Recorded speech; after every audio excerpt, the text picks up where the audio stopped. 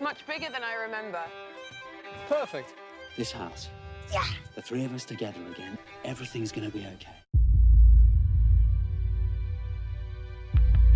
It's really lovely to see everyone again. I haven't seen everyone for about a year and a half. So it was such a happy crew and happy cast. So it's just a joy to see everyone again, really.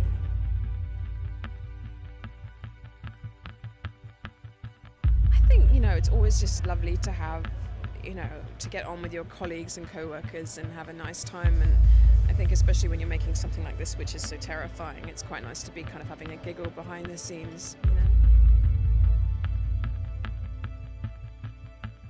I made a point of actually not.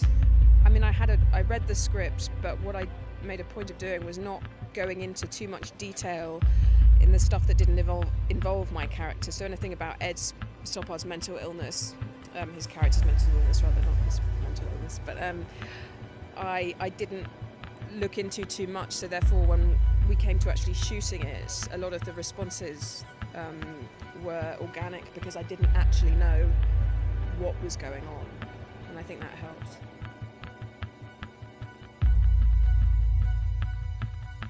So since Blackwood I went off to make Transformers 4 for Michael Bay.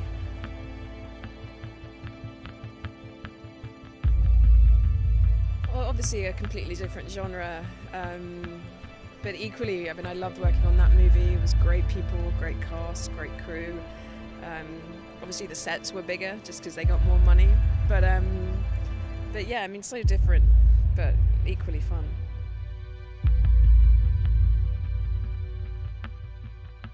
I mean, I love England. I'm really patriotic. I'm from here, and every time I'm away from this country for any period of time, I miss it desperately. So, yeah, I'm always delighted when I get an opportunity to work in this country.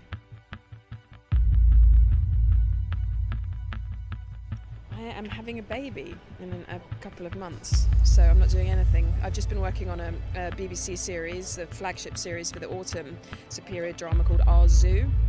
And it's based on a true story, so it's set in the early 1930s, and it's about the working class family that set up Chester Zoo. So I've been doing that, just finished about a month ago, but that was quite a long gig, and now I'm putting my feet up.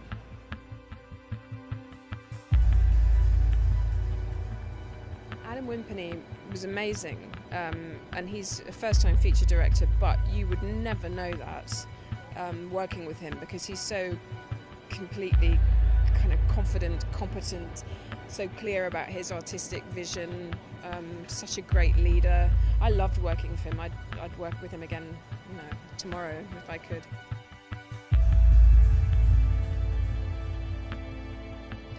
Well, anyone who loves to be scared and have a kind of incredible adrenaline rush, and it's the perfect film. And if you like scary films, this is your movie.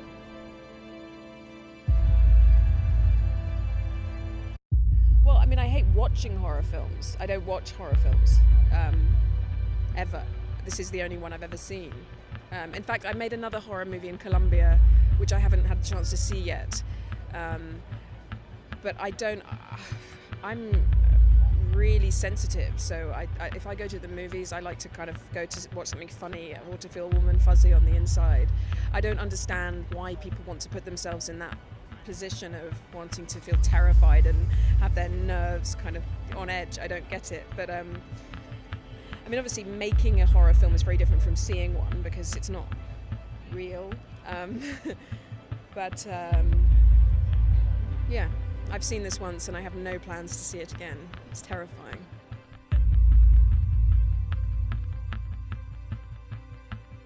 I'm a dry comedy kind of girl, I like dark comedy. So, what do I like?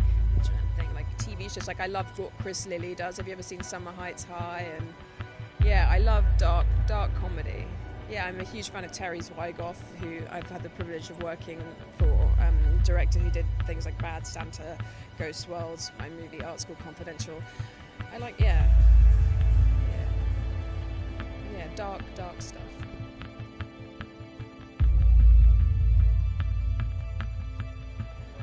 That's a good question. I've seen The Goonies a lot, as a child. Things like, I loved the adventure films that were made in the 80s for children. Things like Flight of the Navigator, The Goonies,